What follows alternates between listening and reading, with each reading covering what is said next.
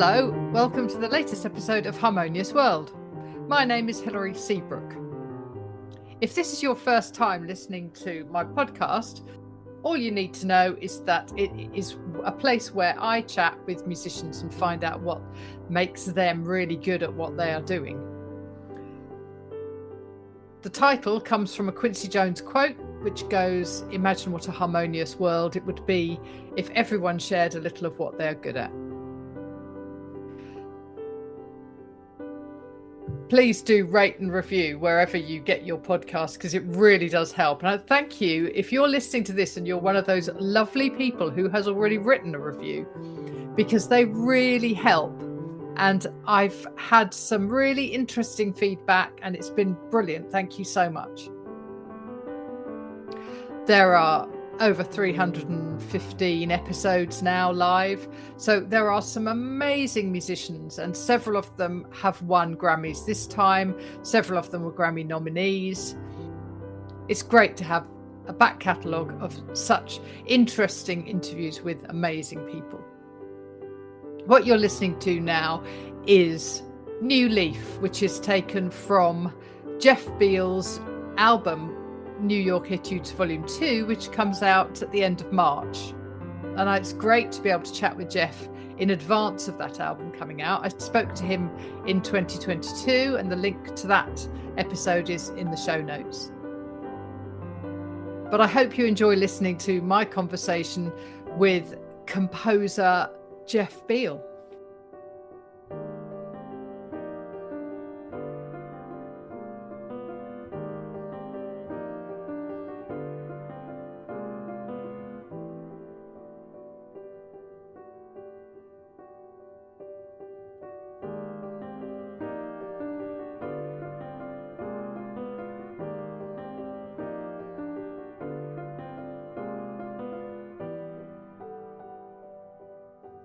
Hello, Hilary. How are you?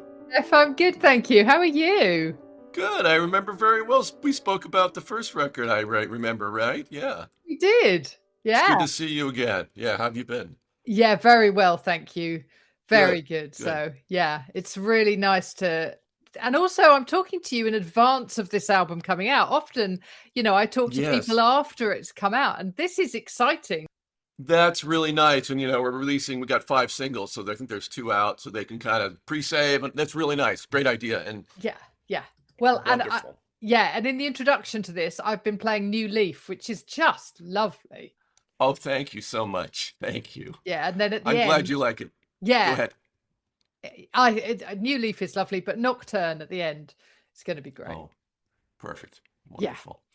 Okay. So it's a real pleasure to speak to you again, sort of 3 years after we last spoke. And obviously, when we spoke before, it was kind of, we were all just coming out of lockdown, and, a lot has happened since. This is true. Yeah. Time is amazing for an artist. I believe all artists autobiographical.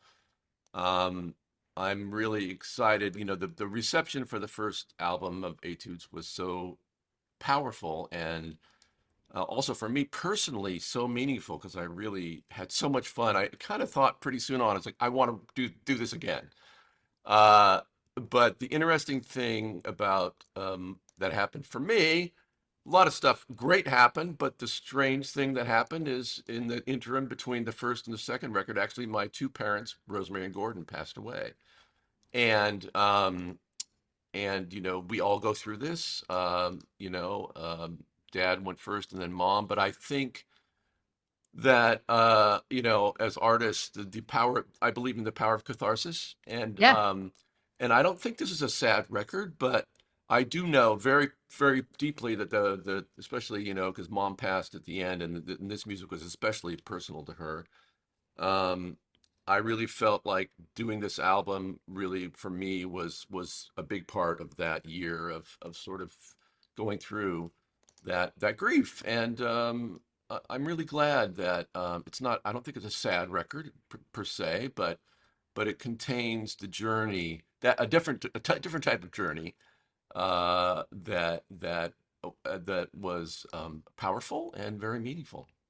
Yeah, I had a conversation, funnily enough, about that this morning when I was talking about, what I do in quite a lot of the work I do is I'm telling people's stories, or I'm helping them to tell their story. And Yeah. I believe, as you were just saying, that art often cannot avoid being autobiographical, because you are the Yeah. person that you are at that time because of the things that have happened to you. And I think, particularly if we look at the music that's come out in the last sort of 2 or 3 years, a lot of it has come out of that, the solitary nature of our existence during lockdown often, and Mm, the lack of communication and the lack of connections, and how when that came back, it sort of inspired quite a lot of people. And so, and I think, I lost my father uh quite recently as well, and mm. that has an effect on you, because it's going to happen. Yeah. Doesn't matter how old they are. No. That's the crazy thing. I mean, I was so lucky. Yeah, no, I mean, they, my dad was nearly 90. He was just a Yeah. few weeks away from his 90th birthday. He had a Mm. great life. When I wrote his obituary, I had to write a sort of fairly brief one, and I wrote a long one, and I could have written twice as much because he'd done Yeah. so much. And Yeah. that's a life well lived, isn't it? It's so true, and it's kind of auspicious the timing because actually just this weekend I'm here in Los Angeles where I just gave the premiere of my new sacred choral work, the Beatitudes, with the Los Angeles Master Chorale, and I was a trumpet soloist and a pianist in the piece, and it was a very profoundly moving evening of music. They also did Henry Goretzky's Miserere as the second half of the program. But I thought a lot about how my sense of my priorities in music making are post-pandemic. We're all living in a post-pandemic world, and one of the things I mentioned at the pre-concert talk was I never want to lose the sense of profound gratitude for the ability to go into a room with a bunch of other human beings Yeah. and make music, and not only as a performer but as audience members, to have that there's something magical that happens when we're together in community. And I think this theme is powerful because obviously, aside from the pandemic, the digital age is sort of kind of pushes us all into these little bubbles of solitude in a very kind of a lonely thing. You're with smartphone is not a person. An Mm, incredible vehicle, incredible piece yeah. of technology, but it's not. Our brains we're carbon-based life form. We're meant to be, with human beings. Um, I'm so sorry about your father. I've thought about this a lot because, nobody's parents are perfect. It's funny, including mine. And I had the great honor just a few weeks ago of Leonard Slatkin giving the second performance of a symphony I composed for him, and the middle movement is sort of an homage to his parents, Felix and Eleanor, who were uh, amazing classical musicians. His mom was a principal cellist, I think, at Warner Brothers, and her father was the concertmaster at Fox Studios. But I know they weren't. I know from Leonard that they weren't. It wasn't all just. It was complicated. Yeah. And his father died young. But the thing I realized in saying goodbye to mom and dad was no matter who your parents were, good or bad, and we're all human beings, there's definitely going to be a mixture of those things. You are who you are because of them. And Yeah, that indeed. and the grief, it doesn't matter. The grief is so real and right there because these are primal, profound connections. I have to tell you one story about Mom because this was so much a part of the very last song of this album, which will be the last single, and it's called Last Breath. And my mom, God bless her, Rosemary, I think might have talked about her. I dedicated an etude to her in the first record. She was a pianist. Um, she loved this. She loved the record. It helped her. It helped calm her. The funny part was, of course, mom didn't do streaming. She was, in their late 80s. But I burned her a CD of the music, and she would listen to that at night. So as we got to the end, my sister, we were sort of in the hospice. She was in assisted living, but it was sort of the hospice phase of the end. And my sister, I would have never done this, but my sister brought this little CD player we had into her room the day before she died and sort of started it on a loop for her. And I thought, oh, that's neat, you know. So it just so happened that I was the one to be with mom on the final day. We didn't know what was going to be the final day, but I was there with her, doing the morphine. And I Yeah. got to her room, and I was, you know, this is going to be a heavy day, of course. Uh, but and she really couldn't talk anymore. But the first thing I thought was the music was still playing, right? And I thought, oh my God, this she's been listening to this for hours on end. Maybe she just wants me to turn it off. And so I said, Mom, I said, I know you love this music, but is it okay that it's still playing? And with all of the strength she could muster, oh, she gave me this grunt that was obviously a yes, and so that was well, that was heavy. Yeah. That was really, really heavy. Um, because it's really thanks to her. She was the piano was in the house because of her to have that circle close. So when I got to doing this record, Yeah. um, I knew that there was going to be a last song, you know, about this day, about what that meant, and not just necessarily the sadness of it, but the beauty and the release of that, because it really is a release when somebody passes. I mean, it's the end of the suffering of the end. And I actually composed that song on the very last day of recording. I'd been thinking about it for months, but there it was, and it's just very simple hymn tune that owns the record, and it's about, um, you know, I'll tell you another story since we're on this subject. Yeah. But on the way, because I wasn't with my father, and I don't know if you were with your dad. Were you with your father when he passed, or No, no. okay? Um, and I wasn't with mine either. And I was, so I was on, I live in New York, so I was on my way to California. I was going to be able to be there. And I had of course, had a lot of anxiety, and a good composer friend of mine, Carter Burwell, who I just met in New York a few days earlier. We were exchanging emails about something else, and I said, "Oh, I'm on the way," and this to see mom, and he said, "Oh yeah, I've been through that. You know, it can be quite." He said something, "You can be quite beautiful." And I thought, beautiful? What is, you know, like, wow, that wasn't what I was expecting to hear, but, and it's not beautiful. I mean, it's ugly and, you know, all the things you can imagine the end of life can be, but there is a sort of a profound poetry to this, which helped me prepare for seeing the totality of it, I guess, in a certain way. And so Yeah. being there in her presence I'm so glad I was there, because it was a deep moment of connection with her. And really, again, this is universal. Yeah. Well, it is universal, and even when it's a tragic loss, you know, when someone is very young, there is something about the circle of life, and you know that old saying about it's not the years in your life, it's the life in your years, and Mm, you know the memories yeah. are just amazing. So my abiding memory is I do like a nice cup of tea. I am very Mm, much a tea drinker from first thing in the morning to last thing at night. I like having a cup of tea. And my dad woke up the morning he was in hospital. He woke up in the morning and the nurse was coming around, sort of waking people up and, you know, seeing yeah. how they all were. And he said, "Oh, you know, can I get a cup of tea?" And she said, "Yes, I'll do it. I'm just going round to sort of, you know, sort everything out." And by the time she got back Yeah. with his cup of tea, he'd gone. And Wow. but I love the idea that his last thought was, Yes. "Oh, I'm going to I have a mean, cup like, of tea." Yeah. isn't that's so beautiful? Yeah.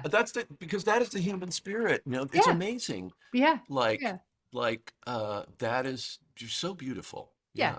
And his heart just went, "Yeah, all right, we're not waiting for that." So, you know. Wow. But Wow. yeah, but and of course I'm very lucky because I've had a sneak preview of the whole album. And these New York Etudes are just gorgeous, Jeff. They Oh, thank really you are. so much. I think volume 2 is, I mean, it's a progression, isn't it, from volume 1, but Yeah. I and I think because it's new, you know, I bet this is the first time I've heard it. So there's Yeah. also something very fresh about it. Of But course. yeah, and I think the choice of singles has been very good so far as well because Thank they give you. a flavor Hmm. of the album. So, Yeah. you know, Go yeah. ahead. So tell me about how long it took you to compose some of these pieces? I mean, how do you go about it? Do you sit at the piano and, I mean, what's your process? And do you write it by hand? What do you do? Yeah, these, they're, well, somebody, well, we were talking about this. I was talking about it with somebody yesterday, and she mentioned me a Mark Twain quote, which I loved. He said, I would have written a shorter letter, but it would have taken more time. Yeah. Yeah. And so when you're doing something that is by definition simple, it can be one of the most arduous journeys. Sometimes it comes easily. Sometimes you iterate and you iterate. But this is so different than my day job or my normal job composing, whether it's concert music or symphonic music. I'm at a computer and I have all these tools, and it's just very fluid and it's easy to layer. Like the piano, it's just you and one instrument. I'm not Yuzha Wang, as you know. I'm pretty good, but Yeah. I have my limitations. So there's that too. But the process, I love that because it's sort of like more like you're a painter, and maybe you put it on the canvas and then you come back to it the next day and you kind of look at it and you go, "Hmm, sometimes it's great. Sometimes you almost start over again, or maybe sometimes there's a little beginning of an idea that you put aside and you come back to, and you're finally ready to finish it. Um, but a good example of something that really came out of sitting at the piano is the next single will come out named River, and just sort of about this flowing pattern of six notes that goes between the left hand and the right hand. They just sort of undulate. And really, the story of that whole etude is told through these little changes that happen in the right and left hand that eventually become this journey, this harmonic journey. But that was like, I very remember I was sitting there and just started the first little idea. And my wife, Joan, who was an amazing musician herself, amazing singer, sang on a lot of my scores over the years. And she kind of walked through the room and she goes, "Oh, I like that," you know, and that was like, "Oh, I do too. I think this is really, you know," and and there was something there, and it was just the simplest of. I could have almost thrown it away. It was so simple, you know what I mean? And Yeah. it's often so that's the thing. It's like you're trying to catch that lightning of something very simple that has the potential maybe to grow somewhere, and so it's very fun. It's very kind of zen. Which I love because I come from jazz. I'm an improviser, so I'm very Yeah. comfortable. I think part of what I love about this creating these pieces is having to give yourself over to complete uncertainty when you're in the process of composing, which I was describing. I was describing. We're going to do another little post on Nocturne this week, and I was talking to my publicist yesterday about it and trying to describe to her like what I thought that piece was about. And one of the things that I think comes out in that piece, and of course I called it Nocturne. It sort of it reminded me of sort of a sleepy or maybe a waking dream was, but I feel like there's kind of almost two creative spaces that you live in, that I live in as a writer. One is like right now it's 10 a.m. in the morning in LA, and you're caffeinated from your tea or coffee, and your brain is firing. Not too many distractions have come in. It's just a beautiful clean slate. And the other one, which is a little more rare for me, but is sort of the end of the day when you're really tired and you're half asleep and you're almost falling over the keyboard, right? And Yeah. something happens then, which is really interesting, which is that your guard is down. And so I think that's sort of the process. Either a burst of morning energy or just flow, or that sort of disarmed, slightly tired, maybe just you don't care in a good way, Yeah. kind of mind. Yeah. Do you find that because obviously you're quite well known for, I mean, you're well known for TV theme tunes and that sort of thing. Do you do you find that the two things sort of seed each other a little bit? Because this feels a little bit cinematic, if you It will. does. I'm Great question. In fact, there's an etude which isn't a single, but it was inspired by a film score for a very lovely British film, which came out on digital called "Can You Hear Me?"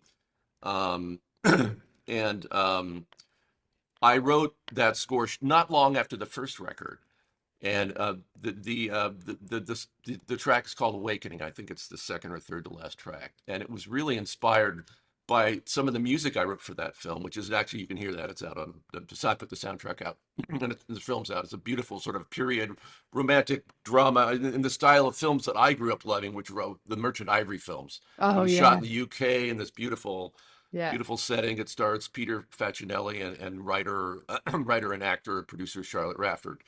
Um, and I just thought of the wonderful sort of scores that I forget. I think Michael Nyman did some of these, and just this sort of beautiful romantic kind of world, you know.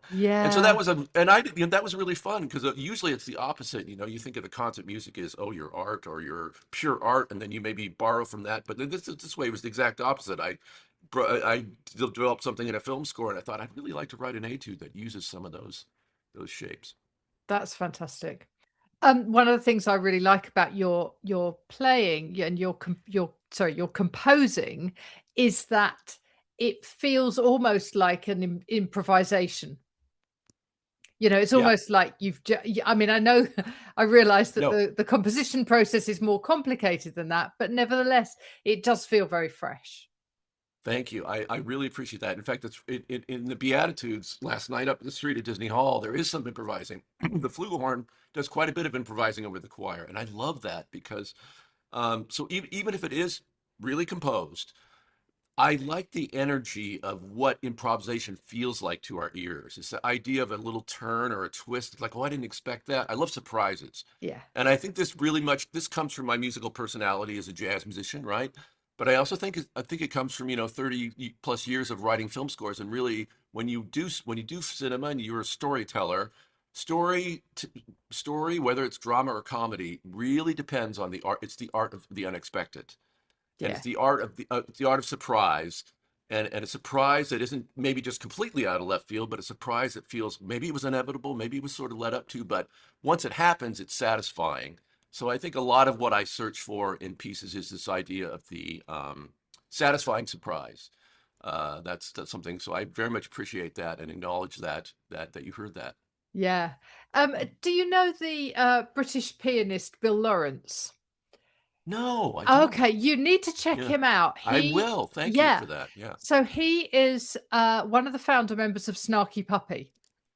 Oh, I And love that band. Well, I've heard his oh, playing. My son's a huge fan of them. Okay, right, there you good. I go. didn't realize he was British. Okay, yeah. Yeah. So but he's gone through a real process of returning to the solo piano. Mm. And I heard him at Cadogan Hall in Oh, Chelsea, and yeah. he did a just a solo, just but he Yeah. had two pianos. He had an upright and a grand on the Oh, stage, and wow. he was kind of going between the two, and it was Oh, how very fun. it was amazing. Oh, It was wow. really good. And Oh, wow. he's a pianist that I think you would really enjoy because he's got that jazz sort of stroke classical, Yes. composition slash improvise, thing going on where you don't really know which is which, and it doesn't matter, It, you know. yeah. Oh, how fun. And one with his skill level, I'm sure Oh, yeah, yeah. that's kind of like some of my go-tos in that zone are, of course, Keith Jarrett, who was a master of the piano Right. improvisation, which sounded like they could be God, just next level, Yeah. improvisation and Yeah. compositional brilliance in the real time. And of Yeah. course, Brad Meldau, who I love Oh, as a jazz yeah. pianist. And he's got some new etudes recordings out, but earlier on had one record called Places, I think, and I think it is a jazz trio record, but they sound just they're like neoclassical. So I really think this aspect of jazz is so significant. I was just talking to a friend about that yesterday, and I one of the things I do is we started a film music program at the school I went to, Eastman School of Music, the Beal Institute. I'm very proud of this program. We've helped fund, and it's growing, and we have students from all over the world. And sometimes when they come from parts that aren't the U.S. and they haven't been as exposed as much to jazz in their music making, there's often something I notice in their film music which feels lacking to me. And I encourage them to learn jazz or learn jazz harmony. And I think the key takeaway from this is, jazz is such a fundamental part of American music that even though film music isn't jazz at all these days, it's felt that the sensibilities of jazz, what we call jazz and love, is really a huge part of what we hear in film music, and so I think it's casts such a shadow in great ways Yeah. over 20th and 21st century music. Yeah, and actually, if you look at some of the really good pop musicians, the really successful pop musicians, they quite often work with people who have a jazz background because, that you're getting that. I mean, there's something so intimate and personal, isn't there, about jazz? And it's that whole autobiographical thing again that we were talking about before. Yes, and the improvisatory, and it connects. I was talking to there was a rehearsal pianist at the Master Chorale who loved my improvising in flugelhorn. She is an amazing pianist, and she had her hands. My hands are like I've got like a good tenth on my hand width, and she's got maybe I don't know, maybe an octave, Right? Yeah, yeah. And so I told her, I said I'll trade you, your technique for my hand width. How about that? Right. But she really wants to improvise, and I was encouraging her, and I was also saying, listen, this goes back. Look at Bach and the great, or Messiaen in the 20th century, Absolutely. organist. But the idea of improvisation has been with music, and of course, in other world musics, whether it's African music or Middle Eastern music, the improvisation is a huge part of the music making. So, Yeah. yeah, I think you're right. I think, again, it's this idea of facility and real time creativity. It's just like there's nothing that hones your skills, I think, compositionally as good as being able to improvise. Yeah. It's, yeah. Definitely. Oh, listen, Jeff, it's such a pleasure to talk to you. So when volume 3 comes out, I want you back on here. I've got a surprise for you. Oh, There good. is there is a volume 3 coming. Brilliant. And I'll give you a little taste of what it's going to be. We haven't announced it yet, so I'm giving you a little breaking news. But I've already recorded this. Uh, but it's going to be 5 from the first record and 5 from the second record with string orchestra. Oh, wow. Isn't that exciting? Oh, that's going to be I fantastic. know. And I don't want to tell you who were the partners were. Well, I'll save that. But it Oh, came together quickly because of the opportunity to make it. And wow, I mean, if I ever told you when we spoke a few years ago about the first one that I was making a trilogy, I just went, wow, who knew? Who knew? And I absolutely. also want to thank my label Platoon and Apple Classical because they have been the most amazing partners in the first record and the second record, and the success of this album is really in partnership with them. I'm very grateful for their support. Well, that's brilliant. That is fantastic. And I love the fact that I've got a bit of an exclusive there because I You asked the did. right question. You asked the right question, as you always do. It's always a pleasure to speak with you. Fantastic. Thank you so much, Jeff. And I will definitely speak to you next time. Thank you.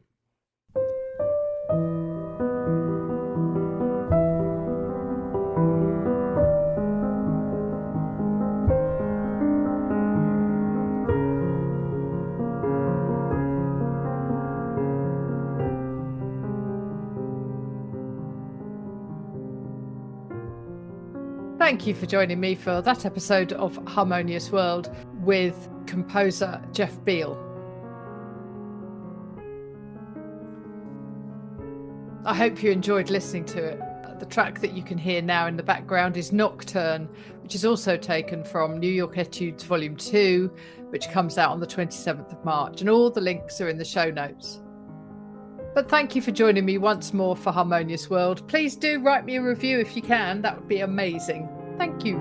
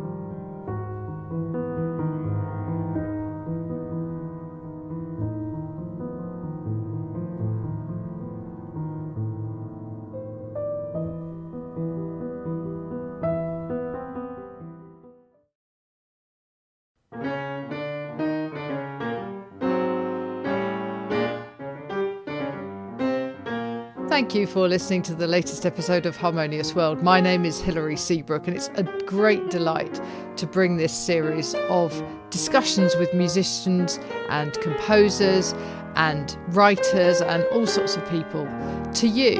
Obviously, there's no point in having a podcast if people aren't listening, and I'm very grateful to my listeners for doing so.